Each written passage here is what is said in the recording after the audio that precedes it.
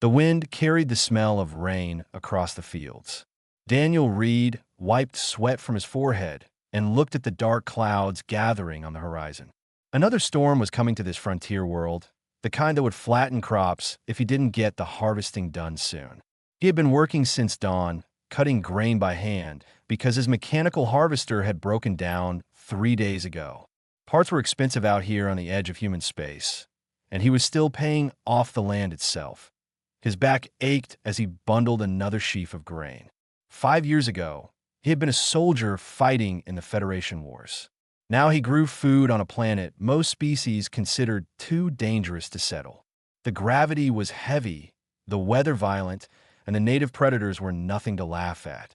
But Daniel preferred it this way. Out here, he didn't have to follow orders or watch friends die for corporate interests. Out here, he could build something instead of destroying it.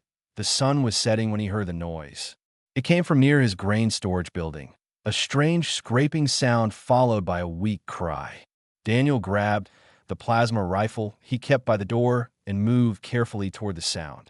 Living alone on a frontier world meant being ready for anything.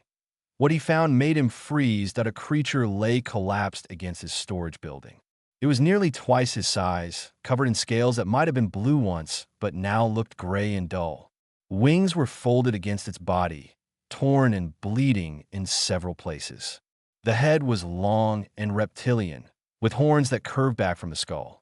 A dragon, or something very much like the dragons from old Earth stories. But this dragon was dying.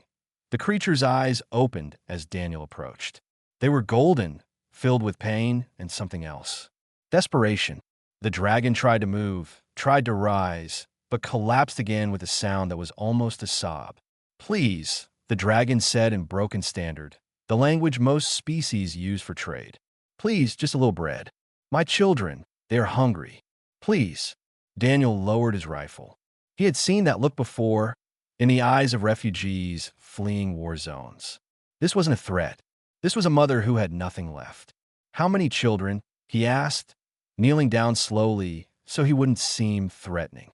"3," the dragon whispered. "3 little ones. They hide in the caves. No food for 5 days. Please, just bread. Just a little bread." Daniel looked at the creature properly now. Female, he guessed from the voice and the way she spoke about children. Her scales were damaged, scratched, and torn. Her wings had holes in the membranes. She was thin, far too thin, and her breathing was labored. She had pushed herself to the edge of death to find food for her young. "Wait here," Daniel said. "Don't try to move. I'll be back." He ran to his house and started gathering supplies. He filled a large container with bread, dried meat, fruit, and vegetables. He added blankets, medical supplies, water containers, and everything else he could think of. His cart was full when he wheeled it back to where the dragon lay. The dragon stared at the cart with disbelief. "Too much," she said. "I cannot pay. I have nothing." "I'm not asking for payment," Daniel said. He opened one of the water containers and held it to her mouth. "Drink first." Slowly, the dragon drank, tears forming in her golden eyes. When she finished, she looked at Daniel with confusion. "Why? Humans are warriors. Humans fight. Why help? Not all of us want to fight," Daniel said. He opened a package of dried meat and offered it to her. "Some of us are tired of fighting. Where are your children?" The dragon hesitated, protective instinct warring with desperate need. Finally, she spoke. "The cave system, 2 miles north. The entrance with 3 stones. Can you walk?" Daniel asked. "I must," the dragon said. "For my children." Daniel helped her stand. She leaned heavily on him, and he felt the weight of her even through his enhanced strength. They moved slowly toward the caves, Daniel pushing the cart and supporting the dragon at the same time. It took over an hour to reach the cave entrance. "Asherah," the dragon said suddenly. "My name is Asherah. You should know the name of the one you helped." "Daniel," he replied. "Daniel Reed." Inside the cave, 3 small dragons huddled together in the darkness. They were children, no bigger than human teenagers, with scales that should have been bright blue but looked dull from hunger and stress. When they saw Daniel, they hissed and tried to hide behind their mother. "Peace, little ones," Asherah said in her own language, then switched to standard. This human brings food. He helps us." The younglings watched Daniel with wide, frightened eyes as he unpacked the cart. He moved slowly, keeping his movements calm and predictable. He had learned in the war that scared children were the same across all species. Patience and gentleness were the only languages that mattered. He prepared food, mixing dried meat with bread and water to make it easier to digest. The younglings crept forward slowly, hunger overcoming fear. Soon they were eating from his hands, making small chirping sounds of contentment. Daniel examined them while they ate. One had an infection in her wing. Another had cuts on his legs that hadn't healed properly. The third was simply malnourished, her ribs showing through her scales. He pulled out his medical kit and got to work. Ashera watched him tend to her children with tears streaming down her face. "I do not understand," she whispered. "Humans are conquerors. Humans are fighters. Why do you do this?" Daniel looked up from bandaging a youngling's leg. "Maybe that's exactly why," he said. "Maybe some of us are tired of conquering and fighting. Maybe some of us want to help instead." He worked through the night, treating wounds and preparing food. The younglings fell asleep with full bellies for the first time in days, curled against their mother. Ashera watched Daniel with something like wonder in her golden eyes. "You gave us far more than bread," she said quietly. Daniel packed up his supplies. "I'll be back tomorrow with more food and better medicine. Rest now." As he left the cave, Ashera called out to him. "Thank you, Daniel Reed. You have saved our lives." Daniel looked back at the dragon family huddled together in the darkness. "That's what neighbors do," he said simply, and walked back into the night. The next morning brought sunshine and the sound of Daniel's truck climbing the rocky path to the caves. He had loaded it with lumber, tools, medical supplies, and enough food to last a week. Sleep had been difficult after returning home. His mind kept returning to those 3 frightened younglings and their desperate mother hiding in a cold cave. Ashera met him at the cave entrance. She looked stronger already, her scales catching the light with hints of their original blue color.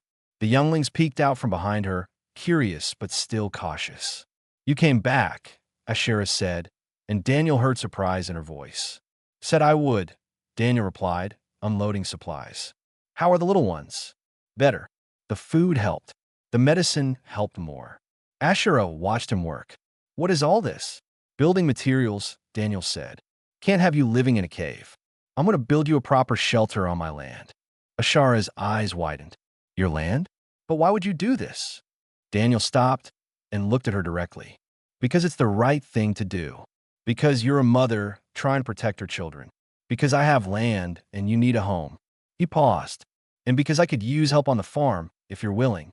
"What kind of help?" Ashera asked carefully. "Aerial surveys of the crops. Protection from predators.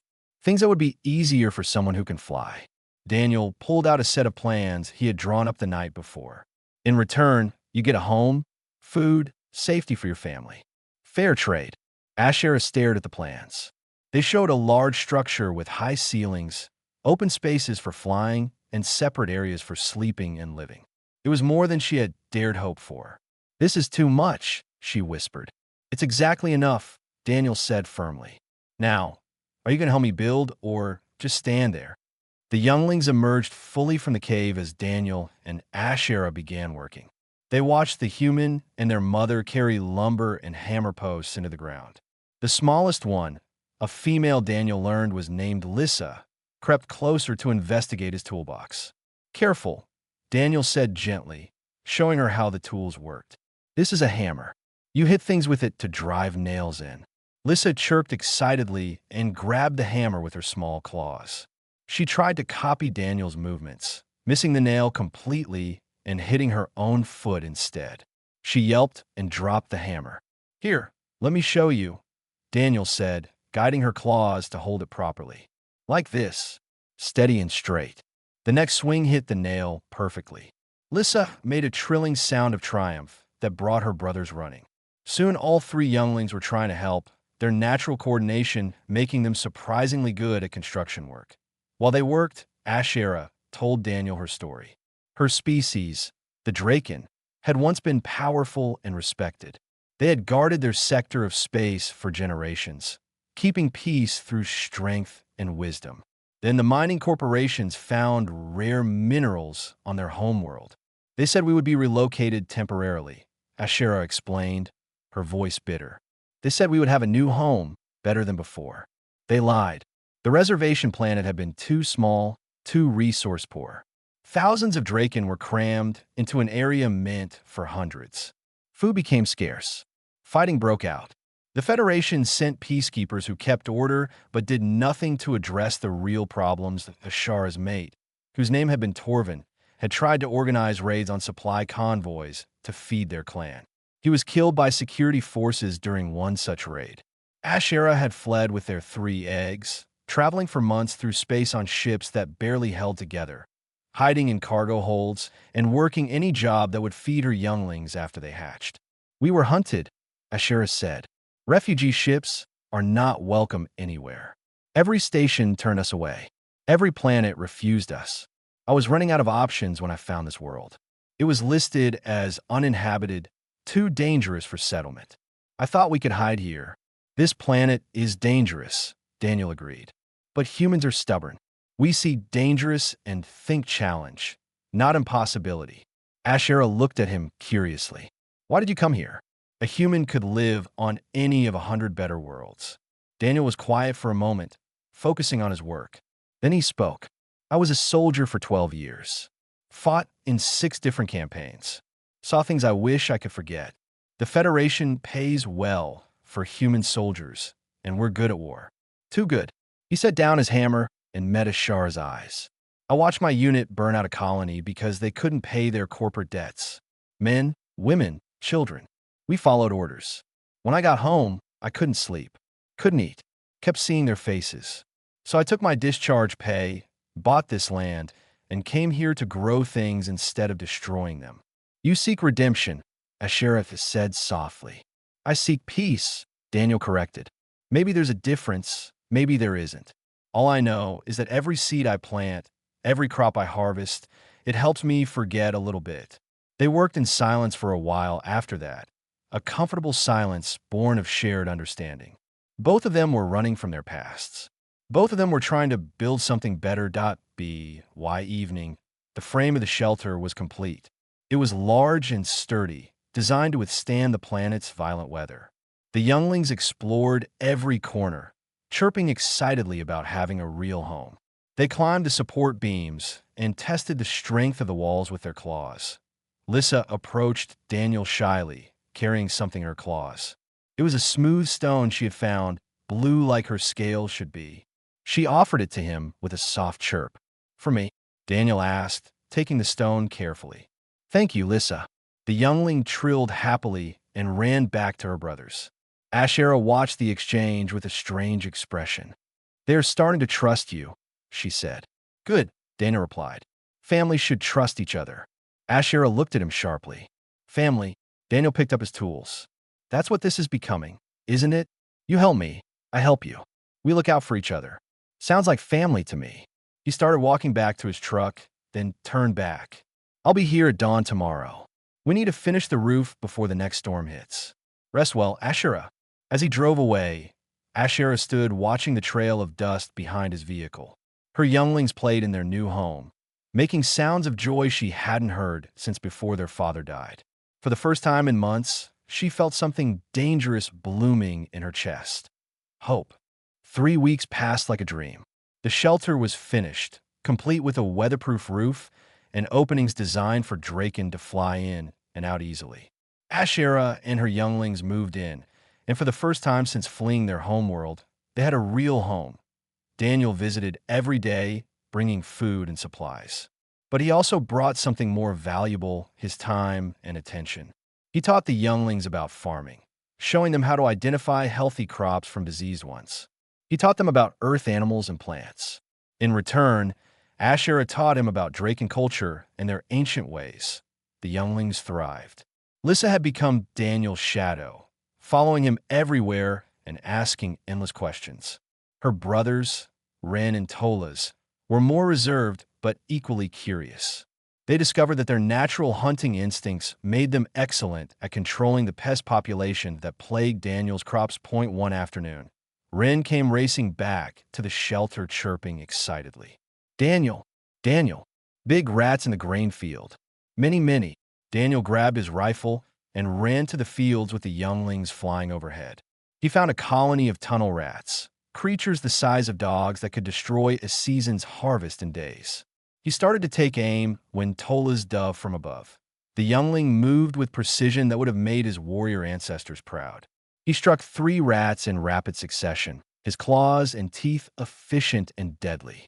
Wren and Lissa joined him, working as a team to drive the rats from the field. In minutes, the threat was eliminated. Daniel lowered his rifle, impressed. Well done. Your father would be proud. The younglings preened under his praise, but it was Ashara's reaction that struck him most. She stood watching her children with tears in her eyes. What's wrong? Daniel asked. Nothing is wrong, Ashara said. For the first time since Torvin died, I see my children acting like true Draken. Strong, confident, purposeful. You have given them back their pride. That evening, they shared a meal together at Daniel's house. He had been teaching Ashara how to cook human food, and she had been showing him Draken dishes that could be made with local ingredients. The younglings ate with the manners Ashara insisted upon, though Lissa still occasionally forgot and chirped with her mouth full. I need to tell you something, Ashara said as they cleaned up after dinner. The younglings were playing outside, their laughter carrying through the open windows. When I came here, I was ready to die. I had given up hope. I thought I would gather food for my children one last time, and then let the cold take me. Daniel stopped washing dishes and turned to look at her. But you gave me food, medicine, shelter, purpose. Ashara's voice was thick with emotion. You gave me reasons to live, and you asked nothing in return except honest work. That's what neighbors do, Daniel said, echoing his words from their first meeting. No, Ashara said firmly. That is what family does. And I want you to know that my younglings and I, we consider you family now. If you ever need us for anything, we will be there. Before Daniel could respond, a vehicle appeared on the horizon. It was not Daniel's truck. It was a Federation hover car, the kind used by government officials. Daniel's hand instinctively moved toward his rifle. Get the younglings inside the shelter, he said quietly. Stay there until I come get you. Ashara wanted to argue, but saw the seriousness in Daniel's eyes. She called her younglings and herded them toward the shelter, though they protested loudly about leaving. The hover car landed in front of Daniel's house. A well-dressed alien emerged, some mid-level species that Daniel didn't recognize. The alien carried a datapad and wore the expression of someone who enjoyed following rules. Daniel Reed, the alien asked in perfect standard. That's me. I am Inspector Vallis of the Federation Compliance Division. We have received reports that you are harboring unauthorized aliens on your property. The inspector consulted his datapad, specifically for Draken refugees who are marked for deportation back to Reservation Zone 7. Daniel felt his blood run cold. They're not going back there. That is not your decision to make, Mr. Reed. The law is very clear. All refugees must be processed through official channels. Harboring them without proper documentation is a criminal offense. Inspector Vallis looked around the property. Where are they? Not here, Daniel lied. The inspector smiled without humor. Mr. Reed, I can bring security forces and search every inch of this property. Or you can cooperate and make this easier for everyone. The Draken will be processed humanely and returned to their designated zone. You will face a fine, but avoid jail time. They'll die if they go back, Daniel said. That reservation is a death trap. That is not my concern, the inspector said. My concern is following the law. You have until tomorrow morning to produce the Draken. If you do not comply, I will return with armed security. He climbed back into his hover car. I suggest you make the right choice, Mr. Reed. The hover car lifted off and disappeared over the horizon. Daniel stood in the dust, his mind racing. He pulled out his communicator and started making calls. The first call was to Robert Hayes, a fellow veteran who farmed 3 miles away. The second was to Patricia Wong, a former combat medic who grew vegetables in the Southern Valley. The third was to Michael Torres, a pilot who had fought beside Daniel in the war. Each call was the same. I need help. The Federation is trying to take my family. And each response was the same. We're on our way. By nightfall, vehicles began arriving at Daniel's farm.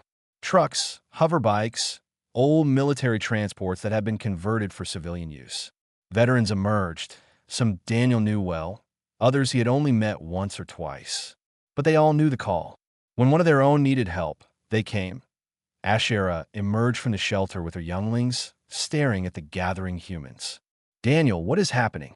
Daniel looked at the assembled veterans, then back at Ashera. Family protects family, he said. And tomorrow, we're going to teach the Federation what that means. Robert Hayes, a grizzled man with gray hair and more scars than Daniel, stepped forward. How many are we expecting? Inspector said he'd bring security forces, Daniel replied. Could be anywhere from 5 to 50. Patricia Wong checked her medical kit. Doesn't matter how many. They're not taking Ashera and the kids. Michael Torres laughed, a sound without humor. Let them come. Been a while since we had a good standoff. Ashera looked at these humans, these warriors who had put down their weapons to farm and build, now picking them back up to protect her family. She understood, then, what made humans different from other species. They didn't bond through blood or species. They bonded through choice and loyalty. And once a human decided you were family, they would move planets to protect you. Dawn broke over Daniel's farm to find 57 humans standing in a defensive formation around the property. They had worked through the night, setting up positions and preparing for whatever the Federation would throw at them. Most were veterans, men and women who had served in various conflicts. They had left the military tired of fighting, but they had not forgotten how to do it. Daniel stood at the center of it all, watching the horizon. Ashera remained inside the shelter with her younglings, though he knew she wanted to be outside with them. He had made her promise to stay hidden until he knew exactly what they were facing. Patricia Wong approached with coffee. You know this could get us all arrested, right? Possibly killed if things go wrong. I know, Daniel said. Anyone who wants to leave can do so. No judgment. Patricia snorted. You're an idiot if you think any of us are leaving. Half of these people don't even know you personally. They came because the call went out, because one of our own needed help. She sipped her coffee. Besides, I'm tired of the Federation treating refugees like garbage while corporations get richer. Someone needs to make a stand. The hover cars appeared at 9 in the morning. Inspector Vallis had brought friends. 10 vehicles landed in a semicircle around Daniel's property, and security forces emerged wearing full armor and carrying weapons. Daniel counted 30 soldiers, all professional and disciplined. Inspector Vallis stepped forward with a megaphone. Daniel Reed, you are in violation of Federation law. Surrender the Draken refugees immediately and submit to arrest. Your accomplices should disperse or face charges as well. Robert Hayes raised his own megaphone. Inspector, with all due respect, you can take your charges and shove them where your sun doesn't shine. Several of the security forces raised their weapons. The humans did the same. For a moment, the air was thick with tension that could have exploded into violence with one wrong move. Then Michael Torres did something unexpected. He activated a camera drone and began broadcasting live to human news networks. This is Michael Torres, retired captain of the 3rd Colonial Defense Force. What you're seeing is Federation security forces attempting to deport a refugee family back to conditions that amount to a death sentence.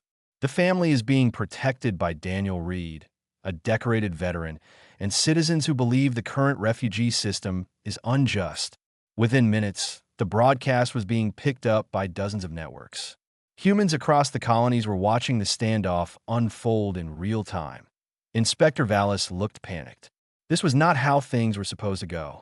Refugee deportations happened quietly, away from cameras and public attention. He lowered his megaphone and consulted with his security chief. Patricia Wong leaned toward Daniel. Smart move having Michael broadcast this. They can't just shoot their way through us now. Too many witnesses. But Daniel wasn't watching the inspector. He was watching Ashera, who had emerged from the shelter despite his instructions. She walked slowly toward the security line, her younglings following behind her. No, Daniel said, starting forward. Robert grabbed his arm. Let her speak, Robert said quietly. This is her story to tell. Ashera stood between the two groups, Her damaged wings spread wide. She was not large by Draken standards, but she was still impressive. Her scales caught the morning sun, showing hints of their original brilliant blue beneath the scars of hardship. "My name is Ashera of Clan Skyfire," she said, her voice carrying across the field. "I'm the widow of Torvin the Brave. I am a mother of 3 younglings who have committed no crime except being born to a species the Federation has abandoned." Michael's camera drone focused on her, broadcasting every word. "My people were guardians once. We protected the trade routes, kept peace in our sector, and asked only for the right to live on our homeworld. The corporations took that from us. They moved us to a reservation that could not support our population. They gave us promises, but no food, no medicine, no hope."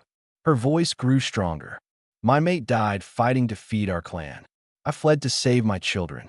We traveled for months, rejected by every station, turned away from every planet. We came to this world to hide and wait for death." Ashera turned to look at Daniel. "Then a human found us. A farmer who had every reason to fear us, to turn us away, to call authorities. Instead, he gave us food, medicine, shelter. He gave us purpose and dignity. He gave us a home." She looked back at Inspector Vallis. "You say you will take us back to the reservation. But I tell you now, I will not go. I will die before I let my children return to that place of slow death and despair. If you want to take us, you will have to kill us here." The younglings moved to stand beside their mother, trying to look brave despite their fear. Lys's claws were shaking, but she kept her head high. The inspector looked uncomfortable. This was being broadcast across human space and beyond. He could see his career ending in real time if he gave the order to use force. Then something unexpected happened. Other vehicles began arriving. Not Federation vehicles, but civilian ones. Humans from neighboring farms, from nearby settlements, even from towns hundreds of miles away. They had seen the broadcast and come to stand with Daniel at BY noon.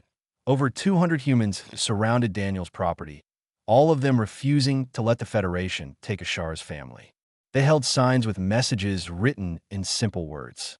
"Refugees welcome. No deportations. Protect families, not profits." More importantly, they all had cameras. Every single one of them was recording and broadcasting. The entire human colonial network was watching. And not just humans, other species were tuning in too, seeing a Draken mother willing to die for her children and humans willing to risk everything to protect her. Inspector Vallis received the communication on his datapad. His face went pale as he read it. He looked at Ashera, then at the crowd, then at his security forces who seemed increasingly uncomfortable with the situation. "Stand down," he told his forces. "Return to the vehicles." The security forces looked relieved. They had not wanted this fight either. As they withdrew, the inspector approached Daniel. "The regional governor wants to speak with you," he said quietly. "He's proposing a compromise. If you formally sponsor the Draken family as agricultural workers with a path to legal residency, they can remain on your property. It would set a precedent, but given the circumstances and the public attention, it's the only way forward that doesn't end in disaster for everyone involved." Daniel looked at Ashera. She nodded, tears streaming down her face. "I accept," Daniel said. The inspector handed him a datapad with forms already loaded. "Sign here, and here, and here. Congratulations, Mr. Reed. You've just become the first human to officially sponsor refugees through the Agricultural Worker Program." As Daniel signed, the crowd erupted in cheers. Patricia Wong was crying openly. Robert Hayes was grinning like a fool. Michael Torres kept his camera running, capturing every moment. Inspector Vallis climbed back into his hover car. Before leaving, he looked at Daniel one more time. "You made my job very difficult today, Mr. Reed. But perhaps it needed to be difficult. Perhaps we all needed to be reminded that laws should serve people, not the other way around." The Federation vehicles departed, and the standoff was over. But as Daniel looked at the crowd of humans who had come to help, at Ashera embracing her younglings, at the cameras still broadcasting to the galaxy, he knew something bigger had just begun. The broadcast of Ashara's speech spread across the galaxy like wildfire. Within days, it had been viewed billions of times. News networks analyzed it. Politicians debated it. But most importantly, people responded to it. Daniel's communicator never stopped buzzing. Requests for interviews, messages of support, and something he had not expected at all. Other refugees asking if he could help them too. A Korathi mother with 2 children who had been living in a shelter station for 3 years. A family of Ren who had lost their home to corporate land seizures. A group of Talvi whose water world had been drained by industrial processing. All of them had seen Ashara's story. All of them were hoping for the same chance. Daniel sat at his kitchen table, overwhelmed by the messages. Ashara sat across from him, reading through the requests with growing distress. "There are so many," she said softly. "Hundreds of families, all suffering like mine did. I can't help them all," Daniel admitted. "I have land for you and your younglings, but I can't sponsor hundreds of refugees. I don't have the resources." Patricia Wong, who had stayed to help with the aftermath, leaned against the doorframe. "You don't have to do it alone. I've been talking to other farmers. A lot of them saw the broadcast and want to help. They're willing to sponsor refugee families if there's a legal framework to do it." Daniel looked up. "Are you serious?" "Dead serious. I got a list of 43 farmers who have already signed on. Robert is organizing more. We're calling it the Agricultural Sanctuary Program." Patricia pulled out her datapad. "The way we figure it, if every farm sponsors just one family, we could help hundreds of refugees within a year." Michael Torres walked in carrying food supplies. He had also stayed, along with several other veterans. "I've been in contact with some of my old military buddies on other colonies. They're interested too. This could spread across human space if we do it right." Over the next week, Daniel's farm became the unofficial headquarters of a movement. Veterans and farmers arrived daily to learn about the sponsorship process. They shared resources, advice, and contacts. The Federation, still reeling from the public relations disaster of the standoff, reluctantly cooperated, creating official guidelines for refugee sponsorship through agricultural programs. The younglings watched all of this with wide eyes. They had become minor celebrities, their images broadcast across the galaxy as symbols of hope. Lissa, in particular, seemed to enjoy the attention. Though she still preferred following Daniel around the farm point one afternoon, a transport ship landed near Daniel's property. It was old and worn, but flew Federation colors. A nervous-looking official emerged, followed by a family of 4 Korathi. They were tall, gray-skinned beings with large eyes adapted for low light. "Mr. Reed," the official said, clearly uncomfortable. "These are the Korathi family you agreed to sponsor. The mother is Nevra, the father is Hallam, and their children are twins named Sarah and Kelm." Daniel approached the family slowly. The Korathi looked terrified, clutching small bags that contained everything they owned. The children hid behind their parents. "Welcome to Earth Colony 447, Daniel said gently. "We call it home. I hope you will too." Ashera stepped forward and spoke in the Korathi language, words she had learned from one of the reference materials Patricia had brought. The family's eyes went wide with surprise and relief. Someone understood them. The official departed quickly, clearly wanting to be anywhere else. Daniel and Ashera led the Korathi family toward the farm where Patricia had prepared temporary housing. Michael had organized a welcome meal, and dozens of other farmers and veterans had gathered to greet the new arrivals. The Korathi family stared at the gathering in confusion and fear. Never spoke haltingly in Standard. "Why so many humans? We are in trouble." "No trouble," Daniel assured her. "This is a welcome party. It's a human custom. We gather to show newcomers they're among friends." Slowly, the Korathi family relaxed. The younglings approached the Korathi children cautiously, chirping greetings. Sarah and Keln, emboldened by the friendly dragons, emerged from behind their parents and began communicating in the universal language of children, playing by evening. The Korathi family was laughing and eating with their new neighbors.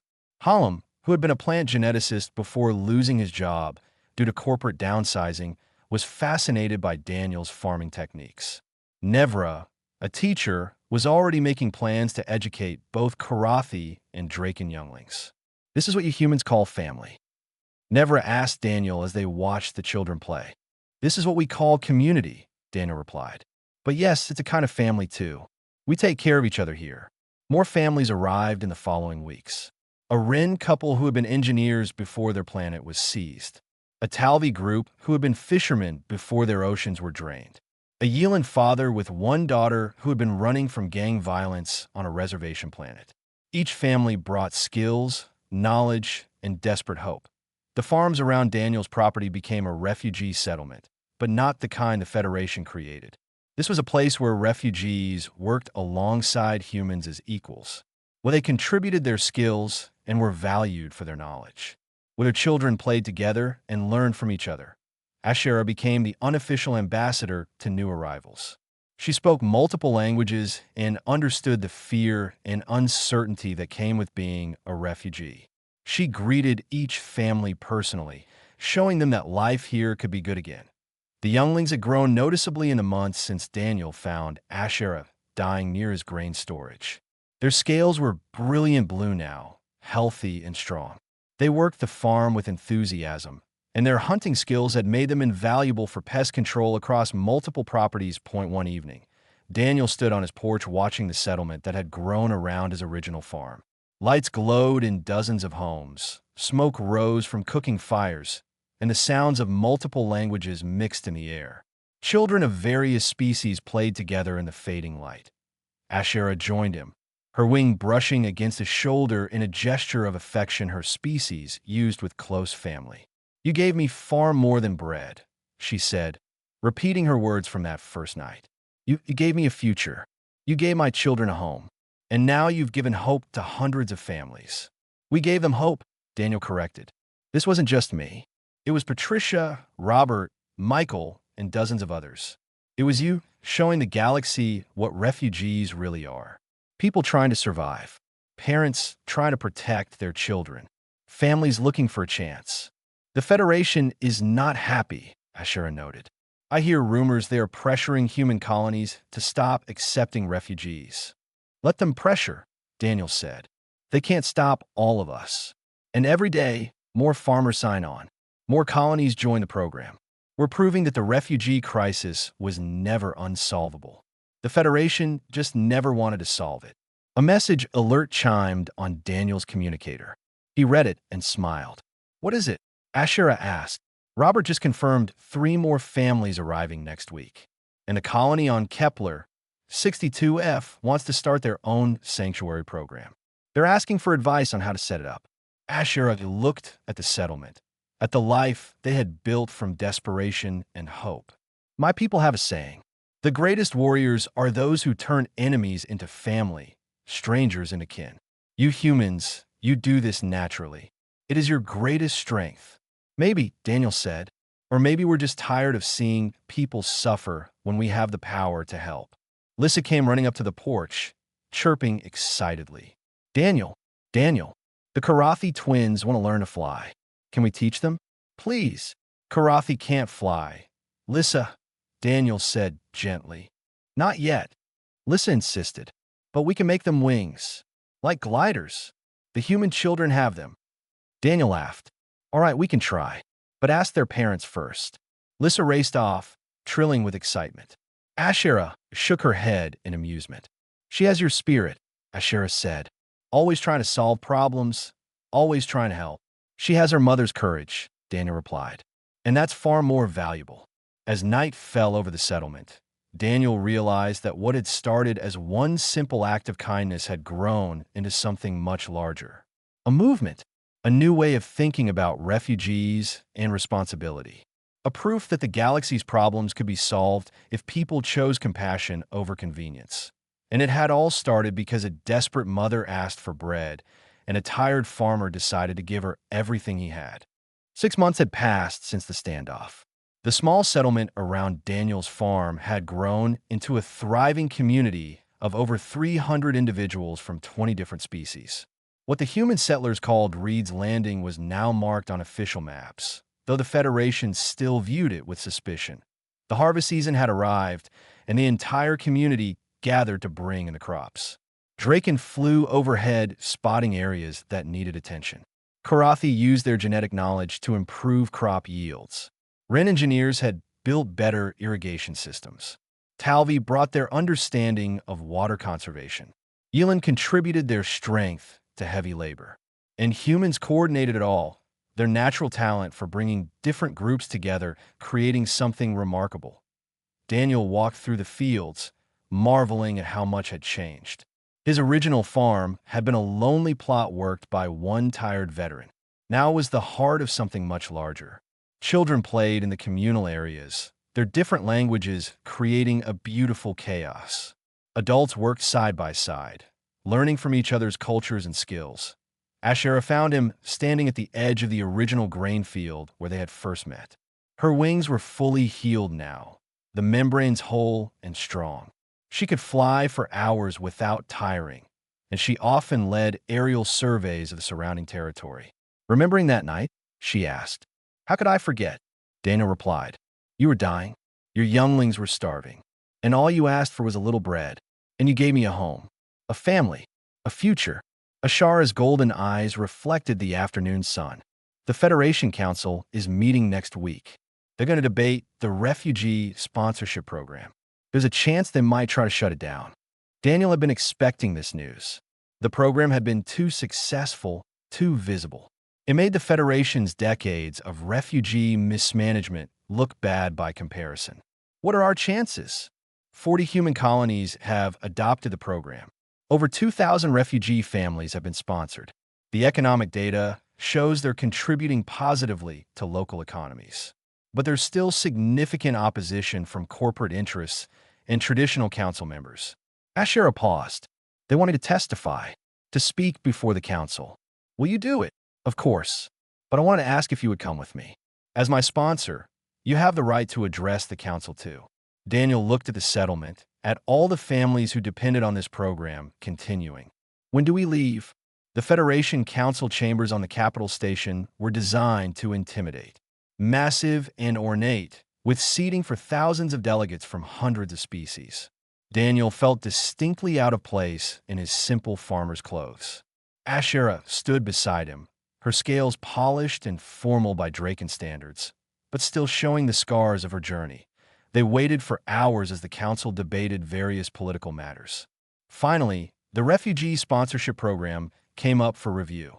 A corporate representative spoke first, arguing that the program was unsustainable and created security risks. A Federation bureaucrat followed, claiming it undermined official refugee processing channels.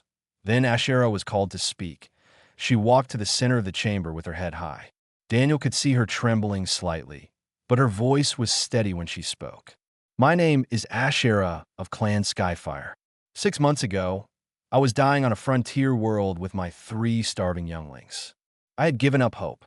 I believed we would die cold and alone, forgotten by the galaxy that had abandoned my people. She turned slowly, making eye contact with delegates around the chamber. Then I met a human farmer named Daniel Reed. I begged him for bread, just enough to feed my children one last time. He gave me food, medicine, shelter, and something more valuable than all of those. He gave me dignity. He treated me not as a refugee to be processed or a problem to be solved, but as a person deserving of respect and help. The agricultural sponsorship program is built on that same principle.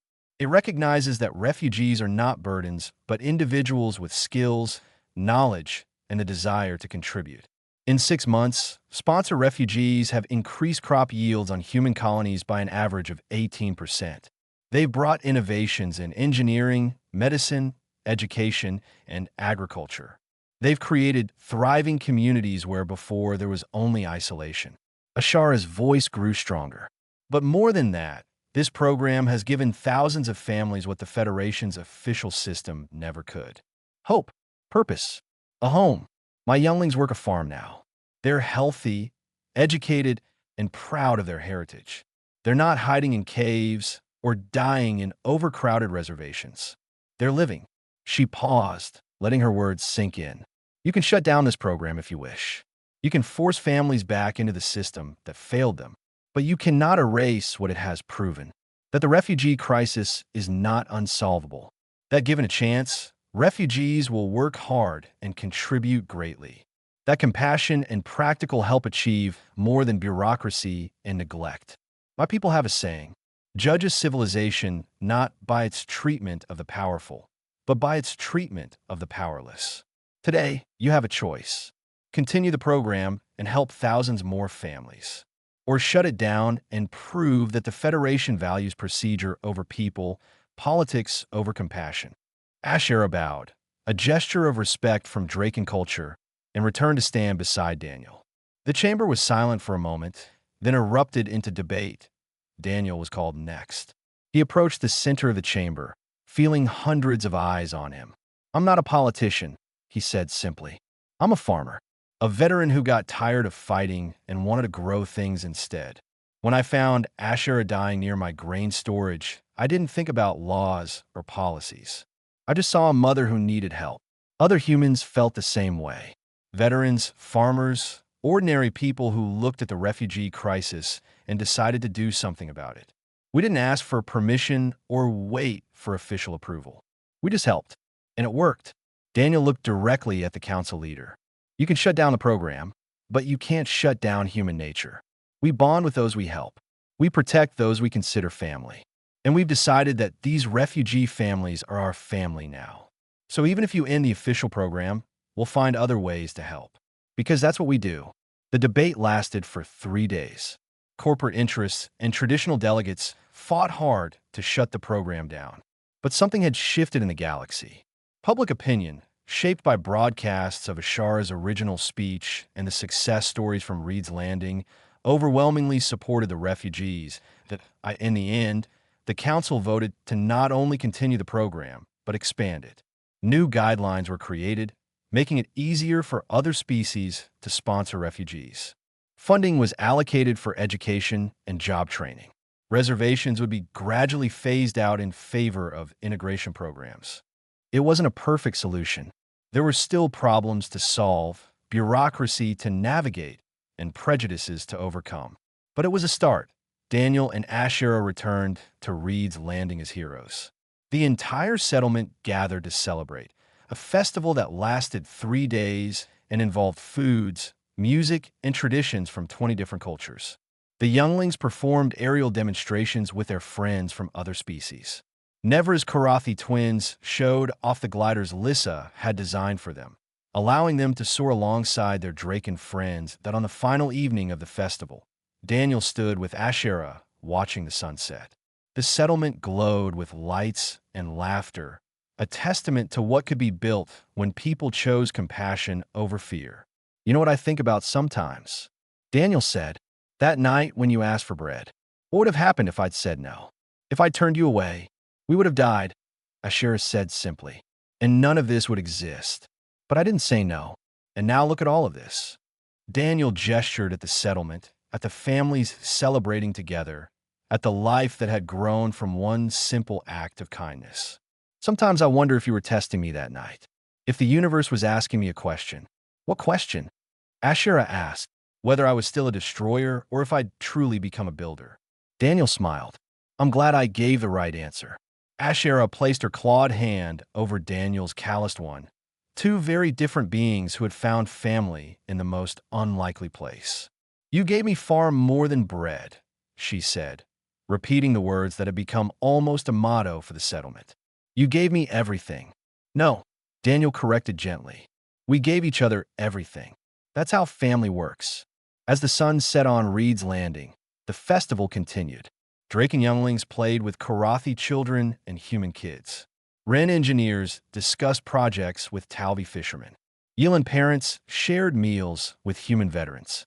Different species, different cultures, different histories, all coming together to build something new. And at the center of it all was a simple truth that Daniel had learned and that Ashera had proven. When someone asks for help, you don't give them just what they ask for. You give them what they need. You give them hope. You give them family. You give them far more than bread.